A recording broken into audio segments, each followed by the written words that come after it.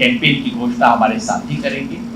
मैं शुरुआत में सिर्फ एक बात रख देना चाहता हूं ताकि बाद में मुझे ज्यादा ना कहना पड़े, वो ये कि ये अग्निपथ नामक जो योजना है, इसके जो बुनियादी फीचर्स हैं वो आज भी इस देश के सामने रखे नहीं गए, छुपाए गए, और दरबारी और सरकारी लोग मिलकर इसके ऊपर पर्दा डाल रहे हैं। ये जो अग्निपथ नामक सुंदर सी सड़क आपको दिखाई जा रही है, इसमें एक नहीं 5 गड्ढे।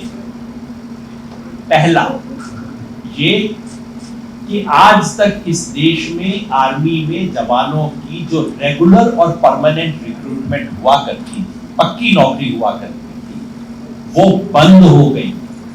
इस बात को छुपाया जा रहा है। चर्चा ये हो रही है कि जैसे जितनी रिक्रूटमेंट आज तक हो रही थी उसके अलावा 45,000 और हो जाएंगे नौकरी में। ऐसा कुछ नहीं होगा। रेगुलर नॉर्मल रिक्रूटमेंट का जो पैटर्न था वो अब खत्म कर दिया गया है। नंबर 2, इंडियन आर्मी में सिपाही के तौर पे, जवान के तौर पे भर्ती का अब एक ही रास्ता बचा है, और वो है कि आप 4 साल की कॉन्ट्रेक्चुअल टेम्परेरी नौकरी करें, जिसे अग्निवीर कहा जा रहा है। और ये सरकार जो कि 1 रैंक 1 पेंशन की बात को सपोर्ट करते हुए सत्ता में आई थी, उसने 9 रैंक 9 पेंशन की योजना लागू कर दी है। दूसरा गठन। तीसरा ये कि इस योजना का असर होगा, आप ध्यान से सुनिएगा क्योंकि इसके बारे में चर्चा भी नहीं हो रही है देश में। मैं तो हैरान हूं कि हमारे देश की सेना की संख्या आधी या उससे भी कम रह जाएगी अगर ये योजना लागू होती है तो, क्योंकि अब तक हर साल अंदाजन 65,000 रेगुलर रिक्रूटमेंट हुआ करते हैं। अब इस योजना के तहत हर साल, वो भी 3-4 साल के बाद, 12,000, 13,000, 15,000 रेगुलर रिक्रूटमेंट हुआ करेगी। और ये अगर 15 साल तक चलेगी तो हमारी फौज जो कि आज 14 लाख की जिसकी सैंक्शन स्ट्रेंथ है, वो घट के 7 लाख या उससे भी कम हो जाएगी। चौथा गड्ढा कि जो नौजवान पिछले 2 साल से रिक्रूटमेंट की प्रक्रिया में हैं, एयरफोर्स में तो सब कुछ हो गया था, सिर्फ अपॉइंटमेंट लेटर, वो तो बेचारे अपनी अपॉइंटमेंट डेट का इंतजार कर रहे थे, ज्वाइनिंग लेटर का इंतजार कर रहे थे, रिटन टेस्ट हो चुका है, कई जगह पे आर्मी के अंदर फिजिकल और मेडिकल हो चुका था। अब उन सबको बताया जा रहा है कि नहीं नहीं ये तो सब खेल तमाशा था, वापस जाओ, अब अग्निवीर की लाइन में लगो। रिक्रूटमेंट कैंसिल हो गए, हजारों नौजवानों के साथ कुठाराघात किया गया। और 5वां गड्ढा ये कि जिन इलाकों ने सालों साल से, पीढ़ियों से इस देश की सेना की सेवा की है, पंजाब, हरियाणा, पश्चिमी उत्तर प्रदेश, पूर्वी राजस्थान, हिमाचल और उत्तराखंड, जहां से इस देश की सेना का एक बहुत बड़ा हिस्सा आता है, अचानक इस अग्निवीर स्कीम के अंदर all India all class recruitment के माध्यम से इन इलाकों की संख्या 1/3, 1/4 या 1/10 हो जाए। इतना बड़ा झटका लगा जिससे फौज के मोराल और फौज की कंपोजिशन पे असर पड़ेगा। इस पे चर्चा करने के लिए हमारे साथी यहाँ पे हैं। मैं सबसे पहले जनरल सतबीर से आग्रह करूंगा, मेजर जनरल साहब से, कि आप इस योजना का हमारे देश की नेशनल सिक्योरिटी पे क्या असर पड़ेगा। हम में से सबसे काबिल आदमी आप ही हैं जो इसके बारे में बता सकते हैं। नेशनल सिक्योरिटी के इम्प्लीकेशंस क्या है और हम क्या करना चाहते हैं। प्यारे मित्रों, मीडिया के साथियों, हर गवर्नमेंट की ये ड्यूटी है, सबसे पहले जो ड्यूटी है वो है डिफेंस ऑफ द कंट्री। जो हमारे सरहदें हैं उनको महफूज रखना। हमारे साथ 3,500 किलोमीटर का बॉर्डर, लाइव बॉर्डर पाकिस्तान के साथ, और 5,000 किलोमीटर का बॉर्डर चाइना के साथ लाइव बॉर्डर है। हमें अपनी फौजों को इतना स्ट्रांग बनाना है कि ना ही सिर्फ वो सरहदों को महफूज रखें, अगर कोई भी बुरी आंख बाहर से होती है तो उनको मुंह तोड़ जवाब दें। इंटरनल सिक्योरिटी में काफी जो इश्यूज आ जाते हैं उसमें मदद करें। इन सबको मद्देनजर रखते हुए फौज के अंदर जो हम स्ट्रेंथ लेते हैं वो इस तरह से होनी चाहिए कि वो इसके काम के लिए पूरी तरह से तैयार हो। अग्निपथ पॉलिसी जो गवर्नमेंट ने अभी बनाई है उसके बारे में ये 5 गड्ढे जोगिंदर जी ने आपको बताए। मैं अब सिर्फ को यह कहना चाहता हूं कि इस अग्निपथ पॉलिसी से देश की, पूरे देश को और हमारी फौज को और नौजवान जो भर्ती होते थे उन सभी को सीरियस डिसएडवांटेज होगा। और इन सीरियस डिसएडवांटेज से हमारे देश की ओवरऑल जो डिफेंस ऑफ द नेशन करने की शक्ति में कमी होगी। मिलिट्री के अंदर अपनी एफिशिएंसी को बढ़ाने के लिए उल्टा उसका थोड़ा नुकसान होगा। एक जवान को तैयार करने के लिए हमें 6 से 7 साल 8 साल लगते हैं।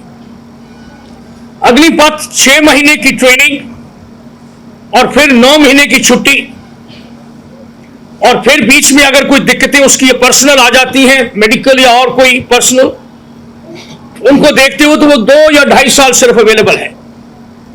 एक सिपाही बनता है, मैंने बोला 6 से 7 साल तक। तो साथियों, ये जो जवान है जो सिर्फ कॉन्ट्रैक्ट पे आया है 4 साल के लिए, उसके अंदर वो मोटिवेशन और मोराल और वो अपनी कुर्बानी देने के लिए तैयारी, जो आज का जवान हम सब रेडी रहते हैं। आपने देखा होगा और सुना भी होगा, आपने कारगिल वॉर देखा, 543 ऑफिसर्स जैसे जवान शहीद हुए और 1367 हमारे जवान टोटली डिसेबल्ड हो गए। तो ये तैयारी, दिल मांगे मोर टाइप ऑफ लीडरशिप। 65 में एक कमांडिंग ऑफिसर साहब ने राजा दित्ता पुंछ में, वो जो लीडरशिप है और वो मोटिवेशन हर सिपाही के अंदर, उसमें कमी आएगी। जब ये जवान जाएंगे यूनिट में, तो जो पहले वाले जवान ऑलरेडी हैं उनका और इसके बीच में भी आप देखोगे कि काम करने के अंदर हर वक्त कमी पेशी आएगी। एक पीछे हमने सुना, किसी ने एक बात बताई, एक जोक की तरह, कि सूबेदार साहब को बोला गया, साहब इतने आदमियों ने वहां पेट्रोल पे जाना है। तो सूबेदार के नीचे जो काम करता था बोले, साहब जी हम वो कॉन्ट्रैक्ट लेबर वाले भेजे कि अपने दूसरे सिपाही भेजे। तो अभी आप सोच सकते हो इसका क्या ग्राउंड लेवल पे काम करने का यूनिटों में फर्क पड़ सकता है। अगली बात मैं जो आपको कहना चाहता हूं साथियों, पिछले 2 महीने जब से ये शुरू हुआ, पूरे देश में बहुत कुछ बताया गया इसके बारे में, तो मैं उस पर ना जाते हुए प्लस और माइनस, मैं सिर्फ एक चीज बताऊंगा जो बहुत जरूरी है। गवर्नमेंट ये पॉलिसी लाई पेंशन के बिल को कम करने की। साथियों, इन एक्चुअल वे वो अपना बजट बढ़ा रहे हैं, कम नहीं कर रहे। किस तरह? मैं आपको एक उदाहरण देता हूं। ये जो 20 साल लगेंगे उसके बाद जो गवर्नमेंट को फायदा शुरू होगा, नहीं तो हर साल 11 लाख रुपए, जब रिटायर हो जाएंगे 3 साल के बाद, 4 साल के बाद 11 लाख रुपया हर साल गवर्नमेंट को हर जवान को देना होगा।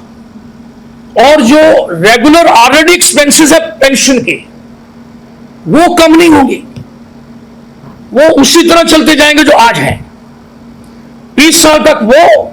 और ये 11,46,000 में से अभी तो वैसे तो रेगुलर भर्ती तकरीबन 60,000 की होगी, बिकॉज 60,000 लोग हर साल रिटायर होते हैं और तकरीबन उतने भर्ती होते हैं। तो अगर हम 45,000 लें और उसको 11 लाख से मल्टीप्लाई करें तो इतने करोड़, सैकड़ों करोड़ रुपया हर साल बजट, पेंशन बजट में बढ़ेगा, कम नहीं होगा, और 20 साल तक ये रहेगा। दूसरी बात, ये पेंशन बजट जो है, हमारे जो रेगुलर फौज है वो 25 लाख और जो हमारे डिफेंस सिविलियन है भाई, उनके 5,25,000 जो उनका पेंशन बजट है, जो हमारे को डिफेंस का पेंशन बजट मिलता है, उसका 60% वो 5 लाख लोग खा लेते हैं, और बाकी 40% हमारे जो बाकी के 25 लाख लोग हैं उनको मिलता है। तो ये गवर्नमेंट को कहना कि हम रेगुलर भर्ती, और फिर ये भर्ती किस लेवल पे कर रहे हैं, सिर्फ सिपाही, और सिपाही भर्ती होती है 18 साल में, और हमारे सिपाही रिटायर हो जाते हैं 35 साल या 37 साल।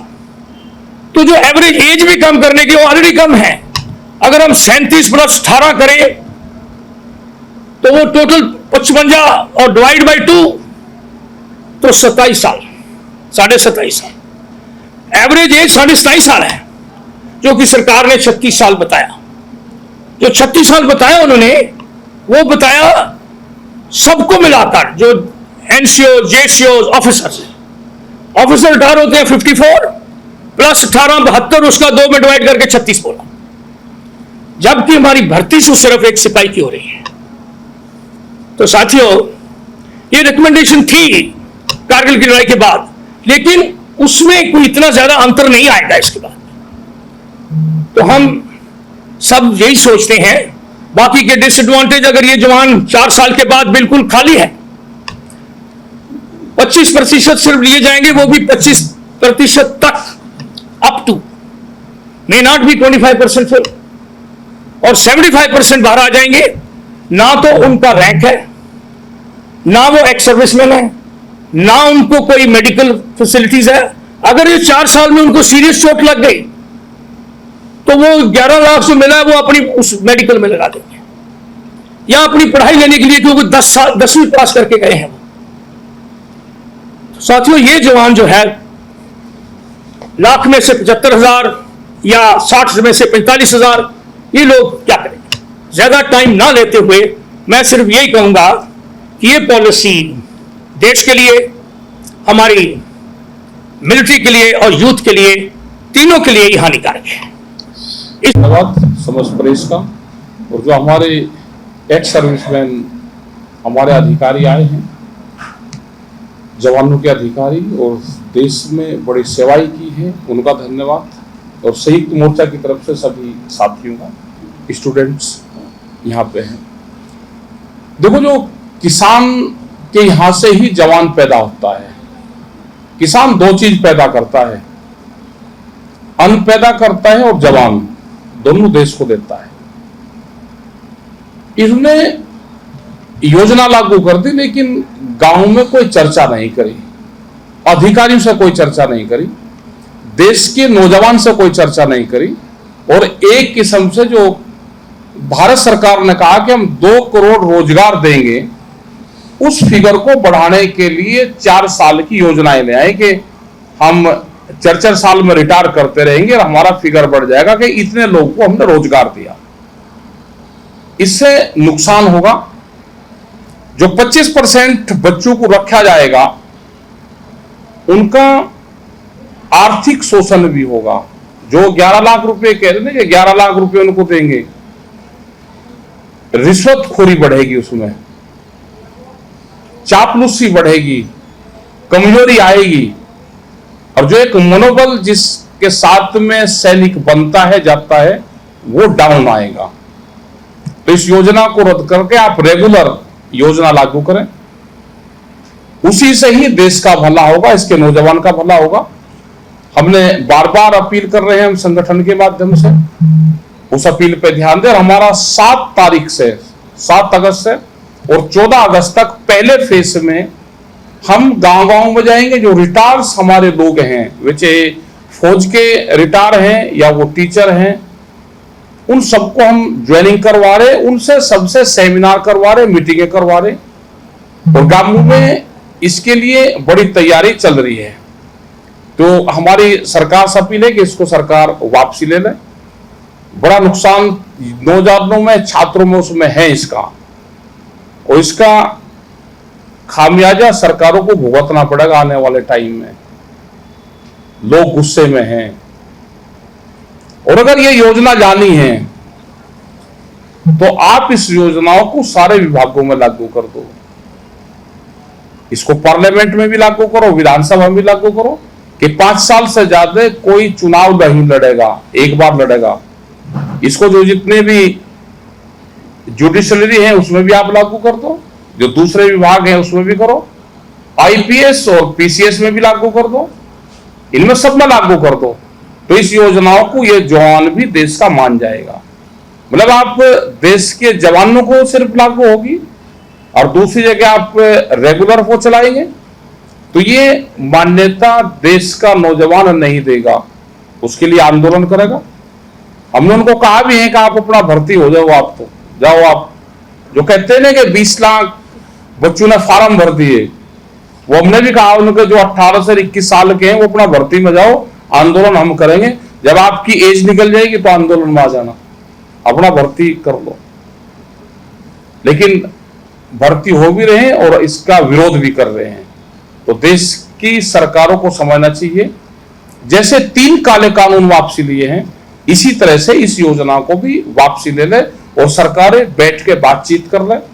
हमारे जो रिटायर्ड अधिकारी हैं वे इस योजना के बारे में पूर्ण रूप से बताने को तैयार हैं, किसान भी बताने को तैयार हैं कि इसका क्या नुकसान किसानों को होगा। सीधा गांव के किसानों से बच्चे आते हैं तो उन्हीं को इसका नुकसान है। धन्यवाद।